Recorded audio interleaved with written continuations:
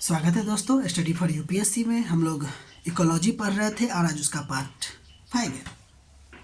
देखिए, इसमें हम लोग पढ़ेंगे आज पारिस्थितिकी पदचिन्ह यानी कि इकोलॉजिकल फुटप्रिंट। बहुत ही इंपॉर्टेंट टॉपिक है। देखिए क्या होता है, यह एक माप है यानी इंडिकेटर है जो बताता है किसी व्यक्ति, समाज, देश या पूरी मानवता को अपनी जीवन शैली बनाए रखने और अवशिष्ट को अवशोषित करने के लिए पृथ्वी कितने प्राकृतिक संसाधन और कितने जैव उत्पादक भूमि या जल की आवश्यकता होगी। ये थोड़ा सा बड़ा परिभाषा हो गया ना, इसको छोटा करते हैं।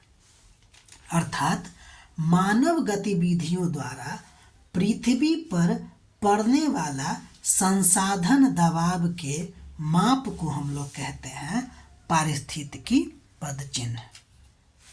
ठीक है, यानी आप अपना बढ़िया से जीवन शैली जी सके उसके लिए आपको कितना संसाधन की जरूरत पड़ेगी, वही आपका इकोलॉजिकल फुटप्रिंट है। उदाहरण से समझते हैं। राम रोज कार से ऑफिस जाता है, एसी ज़्यादा चलाता है और पैकेट जो होता है ना, पैकेट वाला सामान खाता है, तो उसका इकोलॉजिकल फुटप्रिंट ज़्यादा होगा। लेकिन वही श्याम है जो साइकिल से या बस से जाता है, बिजली कम खर्च करता है, तो उसका इकोलॉजिकल फुटप्रिंट कम होगा। ठीक, उम्मीद है समझ गए होंगे। यानी आप कितना संसाधन यूज करते हैं और उसके वजह से पृथ्वी पर कितना दबाव पड़ रहा है, वही आपका क्या हो जाएगा, इकोलॉजिकल फुटप्रिंट। इसको जो मापते हैं वह ग्लोबल हेक्टेयर पर पर्सन द्वारा मापा जाता है। इसको मापने का जो काम करता है वो आपको काम करता है ग्लोबल फुटप्रिंट नेटवर्क के द्वारा। ये जो ग्लोबल फुटप्रिंट नेटवर्क है वो अंतर्राष्ट्रीय गैर लाभकारी संगठन है, नॉन प्रॉफिट ऑर्गेनाइजेशन है।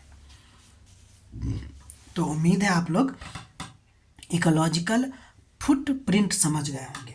अब उसी से रिलेटेड दोनों को तुलना करके पढ़ना पड़ता है जैविक क्षमता। अब जैविक क्षमता क्या है, तो देखिए, यह उस भूमि और जल क्षेत्र की उत्पादन क्षमता है जो मानव उपभोग और अवशिष्ट अवशोषण के लिए उपलब्ध होता है।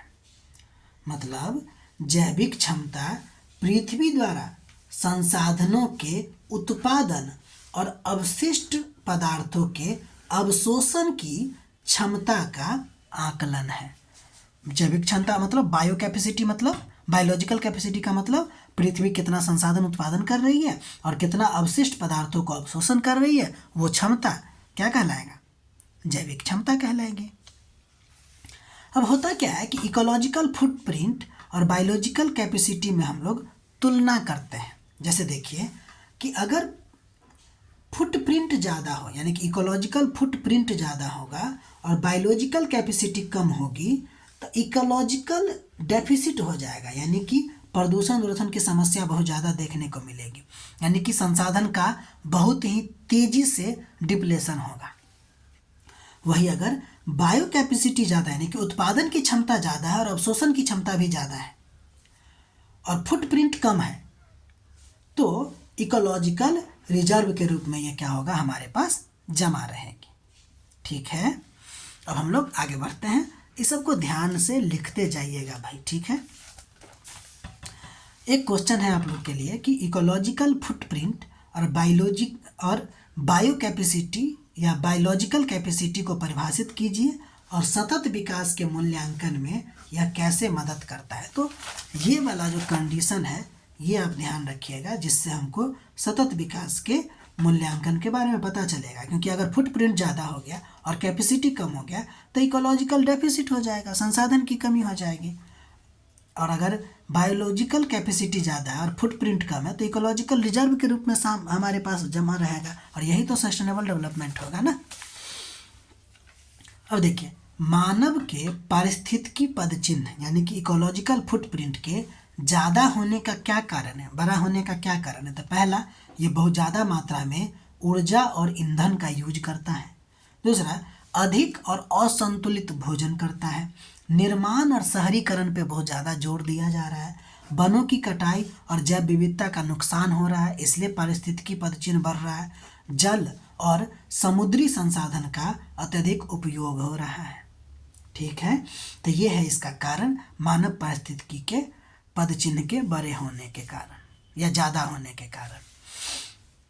अब हम लोग अंतिम टॉपिक पढ़ते हैं, उसका नाम है अर्थ ओवरशूट डे। यह वह दिन है जब मानवता की मांग पृथ्वी की 1 साल की रीजनरेटिव कैपेसिटी से अधिक हो जाता है। मतलब आप जितना डिमांड कर रहे हैं ना, उसके पृथ्वी के प्रोडक्शन से ज़्यादा जिस दिन हो जाए, वो आपको अर्थ ओवरशूट डे के रूप में जाना जाता है। यदि यह दिन जल्दी आता है, मार्च में आ गया, मार्च में तो बाप रे, मार्च में आ जाएगा तो बहुत दिक्कत हो जाएगा, यानी कि जुलाई अगस्त में आ जाए, तो इसका मतलब यह है कि हम प्राकृतिक संसाधनों का बहुत तेज़ी से क्या कर रहे हैं कि उपयोग या दोहन कर रहे हैं। ठीक है, एक फैक्ट देखिएगा कि 2025 के लिए अर्थ ओवरशूट डे जो है वो क्या है, 24 जुलाई 2025 को था। यानी हम 24 जुलाई 2025 तक इतना संसाधन यूज कर लिए थे कि उसको प्रोडक्शन करने में अर्थ को 1 साल लगता। अब जो 24 जुलाई के बाद का होगा वो रिजर्व का हम लोग यूज कर रहे हैं। समझ रहे हैं कि नहीं बात? तो अर्थ ओवरशूट का मतलब हो गया, डे का मतलब कि पृथ्वी 1 साल में जितना प्रोडक्शन करेगी, ठीक, उसको हम लोग कितना दिन में ख़त्म कर लेते हैं। तो हम लोग 6 महीना नहीं पूरने देते हैं और ख़त्म कर लेते हैं। ठीक है, तो ये रहा आपको इसका इकोलॉजी का 5वां नंबर पार्ट। अभी आगे इसमें 10 पार्ट लाएंगे हम लोग।